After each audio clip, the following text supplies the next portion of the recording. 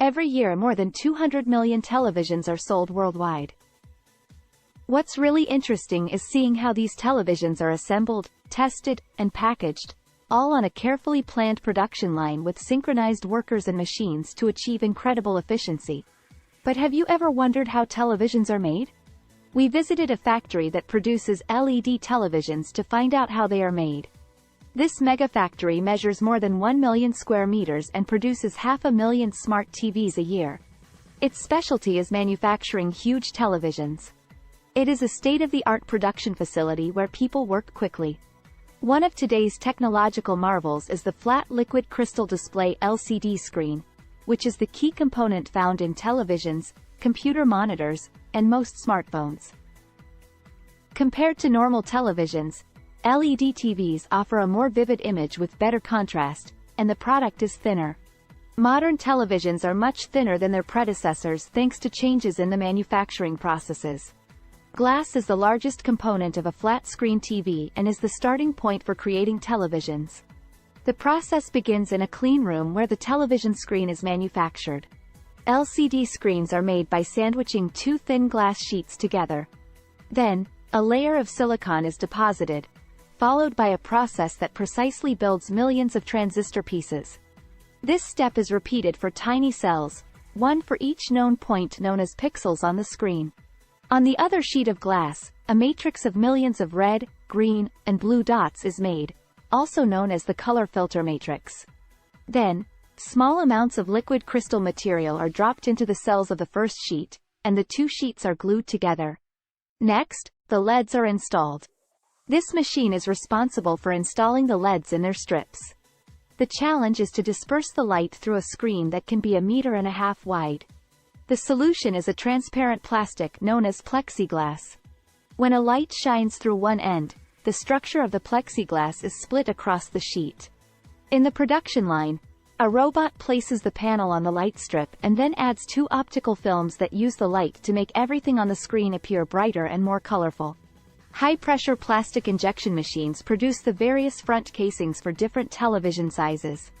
Once the screen is finished, the frames are attached. However, liquid crystals will not work without power. The components that distribute that power are manufactured here with this machine. The main board, called the SSV, and the power board, called the PSB. It is the brain of the television, and its circuits contain complex algorithms that ensure the image and sound are perfect. It also has other boards such as the control boards that are on the sides of the televisions, the reception of the remote control signal, and the Wi-Fi board. Generating the image and sound involves using a large number of individual components that are placed one by one on thousands of base plates. In this section, the base plates are completed with the insertion of the components. They then go through a wave soldering process that electrically connects all the components. In the next stage, workers screw the base plate to the back cover of the television.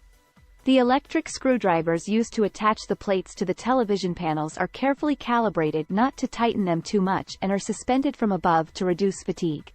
The televisions then go through a testing area where software and necessary information are recorded on the memory.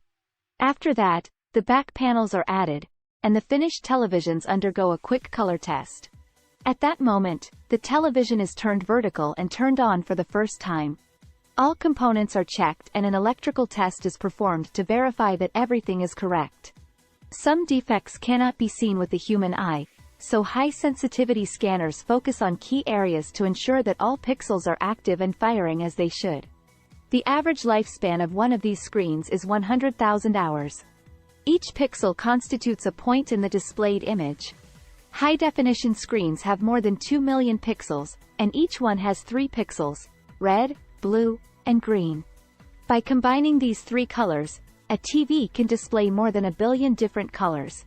The final quality control process lasts a minimum of 4 hours, and each device undergoes exhaustive testing. The entire process is supervised by highly skilled experts. The TVs are hand-packed before shipping in cardboard boxes. The end of a long assembly line results in hundreds of televisions packed on pallets, and once the packaging is complete, the TVs are loaded onto a truck to begin their journey to the customer. If you want to know how gasoline is made, you have the link in the description and in the first comment. Like the video if you enjoyed it, and share it with someone who might be interested. Also, subscribe to this channel by activating notifications to continue learning. Bye bye.